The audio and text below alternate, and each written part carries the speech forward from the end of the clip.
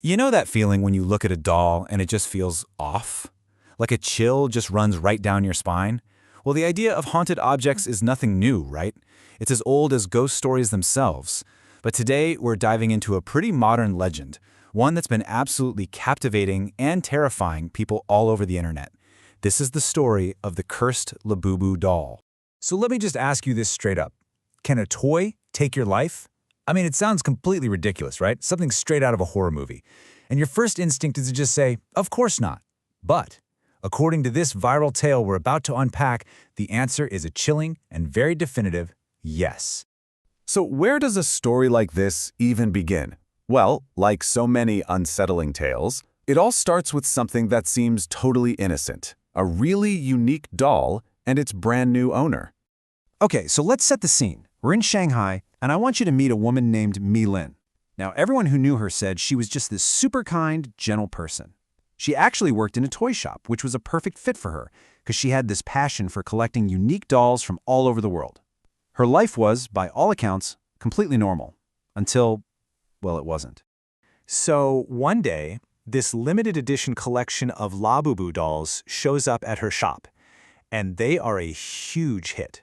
They sell out almost instantly. But Malin, being the collector she is, had already set one aside for herself. And the story goes that its smile, it was the cutest thing she had ever seen. It was pretty much love at first sight. And listen, this wasn't just any old LABUBU doll off the shelf. This thing was special. It was totally one of a kind, with this unique golden fur and these really piercing blue eyes. But the thing that really got her, its most captivating feature, was that signature wide, toothy smile. It was a real collector's item, and you can bet Malin was absolutely thrilled to finally bring it home. But you know how these stories go. That happiness, it really doesn't last long. In fact, almost as soon as the doll enters her home, the first alarm bells start to ring. Loudly. And the very first warning? It comes from our dog, Bao. You know how they say animals can sense things that we can't? Well, instead of being curious or playful, Bao's reaction is just pure hostility. He's growling, he's barking, he's not seeing a toy, he's seeing a threat. Of course, Malin just brushes it off, thinking he's just being weird or maybe a little scared. Big mistake. And almost immediately, her life just begins to unravel. The very next day, Malin, remember this sweet, gentle person, she just flies into this sudden, uncharacteristic rage at a customer. And just like that, she's fired from the job she loves. That same night, she has this horrific nightmare about some kind of red, clawed creature attacking her. But the real kicker, the thing that would freak anyone out, she wakes up to find the doll, which she knows she left on a shelf, sitting right there on her chest. Okay, so at this point, she is in a full-blown panic. She screams, which brings Bao rushing into the room. And the second he sees that doll on Malin, the dog finally does what he's been wanting to do all along. He just attacks it, viciously tearing it to absolute shreds. Malin, who is just exhausted and completely terrified, scoops up the shredded remains and throws them in the trash. She's just hoping, praying that this whole nightmare is finally over. But it wasn't over. Not even close. In fact, Malin was about to see what true evil really looked like. So, picture this. It's the next morning. Malin's in the bathroom, maybe brushing her teeth, and she glances up at the mirror, and she sees it. Standing on the shelf right behind her is the LABUBU doll. And it's not in shreds, it's perfectly whole, untouched, like nothing ever happened at all. And it wasn't just that the doll was magically put back together. Something was different. That one feature that she loved so much, that cute little smile that drew her in, it had twisted into something just grotesque. It wasn't a smile anymore. It looked like a terrifying, menacing laugh. She starts looking for Bao, calling his name, and the search leads her back into the house. And this is where the horror just escalates. The doll isn't in the bathroom anymore. Now it's in the kitchen, just sitting there by the sink.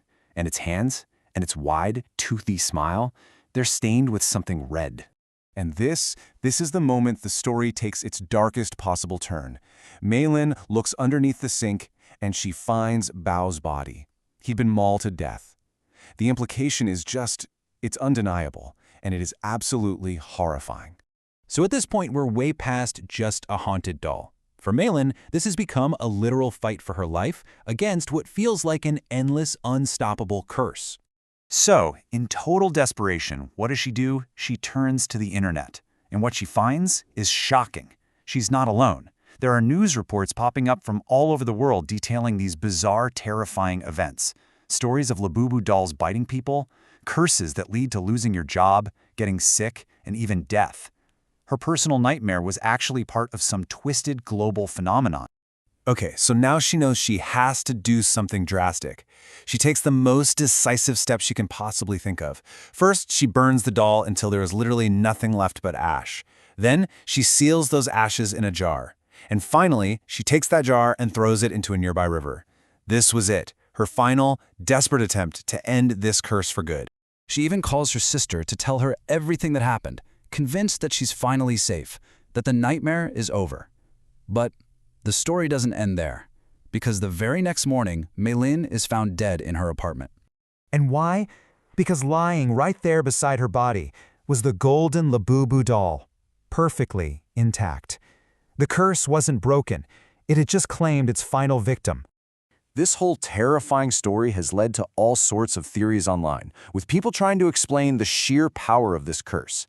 And some now connect these dolls to Pazuzu, an ancient and notoriously powerful evil demon. The idea is that these aren't just haunted toys, they're vessels for something truly ancient and truly evil. And that leaves us with one final, very unsettling question. Is this all just a really creative, creepy story that went viral online? Or is there something genuinely evil attached to these smiling little figures? Is the LABUBU doll truly cursed? I guess, after hearing Mei-Lin's story, that's for you to decide.